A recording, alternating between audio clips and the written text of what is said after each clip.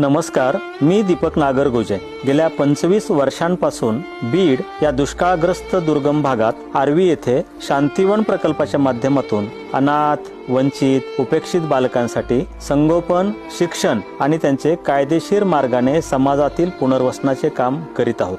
रस्त्यावर टाकून दिलेली मुलं, नको असणारी मुलं, आत्महत्याग्रस्त शेतकऱ्यांची मुलं, कुमारी मातांची मुलं, सिंगल पालक असणारी मुलं, वंचित उपेक्षित घटकातील 0 ते 18 या वयोगटातील मुलांसाठी हे काम करण्यात येत असून रोज 350 पेक्षा जास्त मुलांच्या भोजनाची व्यवस्था येथे करावी लागते। यात दूध, फळे, सकाळचा नाश्ता, दुपारचे जेवण, सायंकाळचा खाऊ आणि रात्रीची भोजन इथे देण्यात येतं। हे संपूर्ण काम लोकांच्या सहयोगातून चालते। आजपर्यंत हजारो अनाथ, वंचित मुलांचं संगोपन, शिक्षण करून त्यांचं समाजात यशस्वी पुनर्वसन करण्यास शांतीवन प्रकल्प यशस्वी झाला आहे। या मुलांच्या दुधासाठी, भोजनासाठी आम्हाला आपल्या सहयोगाची निरंतर गरज असते आणि ती आहे। आपल्या इच्छेनुसार आणि आपल्या कुवतीनुसार या लेकरांसाठी हा भोजन सहयोग नक्की द्या। जे कुणी हा व्हिडिओ पाहत आहेत त्या सर्वांना ही आग्रहाची विनंती।